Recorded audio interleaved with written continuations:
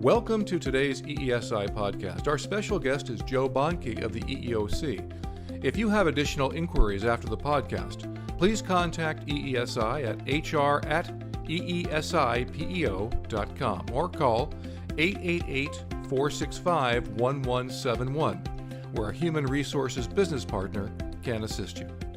Mr. Bontke is the Outreach and Education Manager for the Houston District Office of the U.S. Equal Employment Opportunity Commission, or EEOC.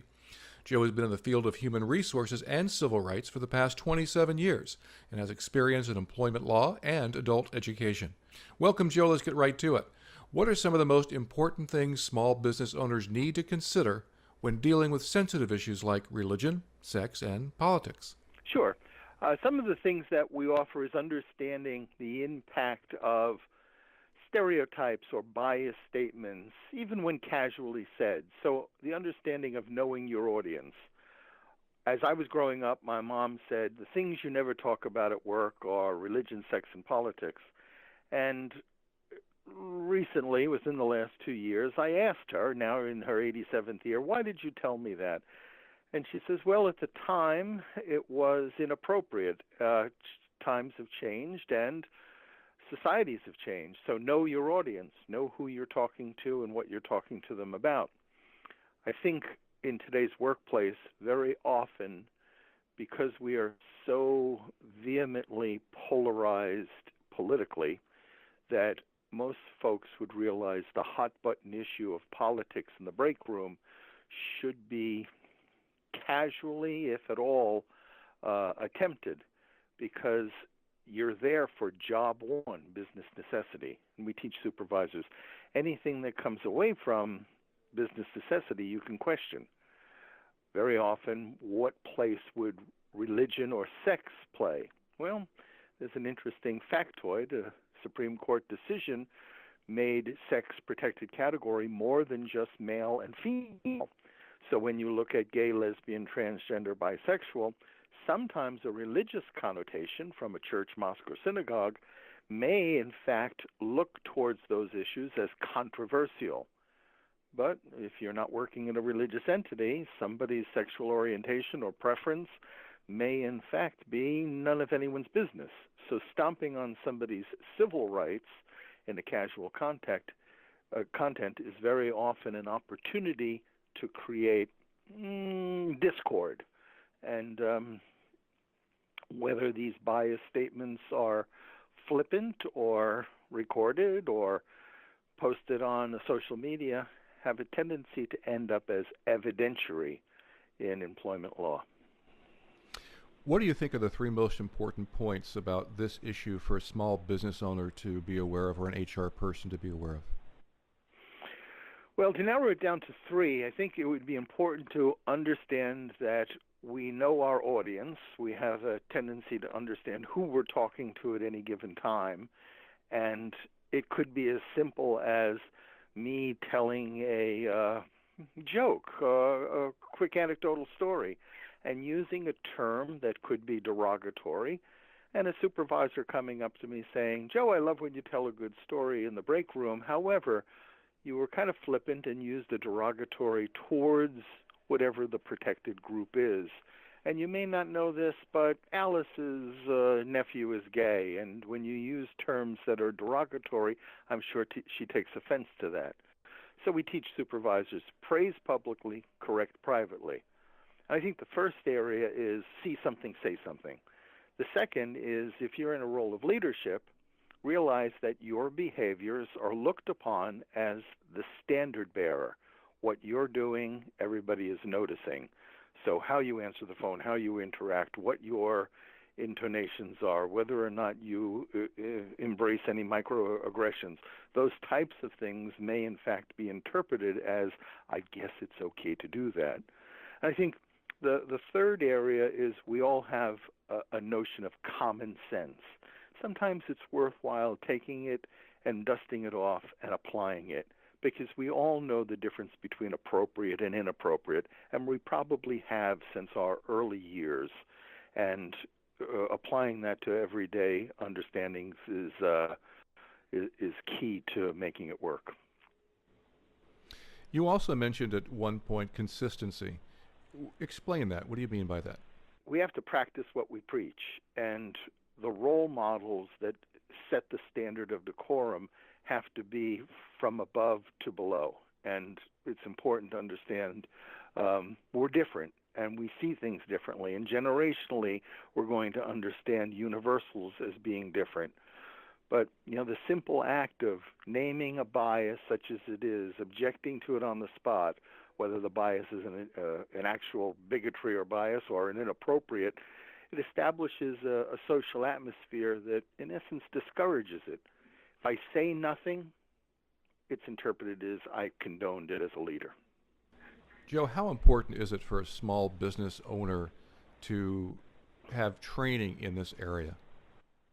Depends on the size of the business. The federal and most state laws have a jurisdictional threshold of 15 or more employees for most of our laws. So if I have 14 employees and I'm a micro business, I may not fall under the jurisdiction. That doesn't mean I can't create a civil workplace, but the risk that you're managing is significantly less than if I have 15 or more employees and I decide to discriminate, harass, or retaliate based on race, religion, creed, color, national origin, age, sex, disability, veteran status, genetic makeup. Those may, in fact, be a larger risk. So that's the first baseline. I think the second is how important is training about anything? If I have a wet foyer because of a rainy day and I don't teach my staff to get a mop and mop it up, I'm managing the risk of the slip and fall. I think the same holds true that if in the break room there is playful banter that exceeds a reasonable person's standard of decorum, I'm managing another risk. And the age of cell phone recordings, visual and audible, I think something being posted to social media with my logo in the background may, in fact, scream out volumes about what type of business I'm running. From your experience, do most people in a small business understand the rules regarding EEOC principles? For the most part, unfortunately, no. Most people would understand that they've heard this doctrine of at-will employment. I can fire anybody at my will, or they can quit at their will.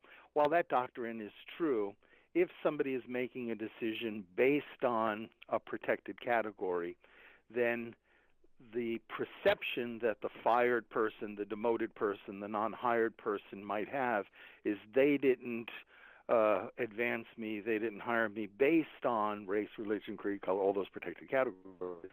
And the presumption, the presumption that that is their reality is a truth. You're managing that risk. Dialogue usually takes care of that. The reason somebody isn't getting promoted, isn't getting hired. But people often think, it's at will, I don't have to do anything about it. I think you catch more flies with honey than vinegar.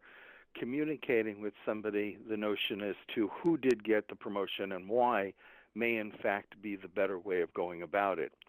You mentioned the commonsensical approach. I think a lot of small business owners are afraid of a call from the EEOC. But they do have more rights than perhaps they think they do. What's a good rule of thumb? What did you mean by commonsensical approach? Sure. It could come in many ways, but there's a very famous phone call that I got a number of years ago that taught me the problem with regard to the unknown. A bank manager who was a human resource person left me a voicemail message, and there was panic in her voice. Joe, I need your help. I have a teller here at the bank with an inappropriate tie on. Could you give me a call? I'm just coming back from a break. I hear the voicemail message, and I thought, what kind of tie do you have to get the federal government involved in? And I call her back, and I can hear relief in her voice. Thank God you called, Joe. I'm in the policy procedural manual. It says he has to have a tie on. I can't have him in that tie. What do I do? I'm from the government. I'm here to help. Calm down. Tell me about the tie. And it turned out this young man had been to Bourbon Street, and he bought a very inappropriate tie that was a penis tie. Now, most people would realize you got to be pretty drunk to spend the $14.95 on the tie, but you got to be really stupid to wear it to work. And that stupidity that most people will agree with is what's called the reasonable person standard. It's a term of art. A reasonable person would say that's a novelty item. And when I said to this bank manager, tell him to take the tie off, there was this pause, and she said, oh, what a great idea. I'm so glad I called. And that's where I'm convinced we need an Amber Alert for common sense because it's missing. People have the fear and trepidation that if I say something, I'll get sued. And all I want to do is empower people to understand business necessity wins out. Anything that infringes upon business necessity, you can question. Is it time and attendance? Is it issues of dress? Is it issues of an accommodation? And get that dialogue going, because in the dialogue you're going to learn whether or not the person has a legitimate expectation of regaining their composure or eliminating some of their barriers or whatever the issue is. But all too often we're afraid to delve into the dialogue, and I encourage people to start talking. I imagine that most HR people do know what the rules are, regulations are regarding the EEOC. Perhaps most people in a small business don't. Is that your experience? I think it's fair to say that a business person usually does not go into business with much concern about employment law issues, yes. So common sense, praise publicly, criticize privately, be consistent, and remember that you're a standard bearer. Those are three pretty good rules for a small business owner. Is that accurate? I think that's the beginning of a really good first step towards realizing this is a lot more than just hiring and firing people. Okay. Well, thank you, Joe. I appreciate your time, and I look forward to the webinar. Thank you very much. This was fun. Thank you for listening to EESI's podcast on what Mama said not to talk about at work. If you have additional inquiries, please contact EESI at hr@eesipeo.com or call 888-465-1171. That's 888-465-1171, where a human resources business partner can assist you. Continued success and stay compliant.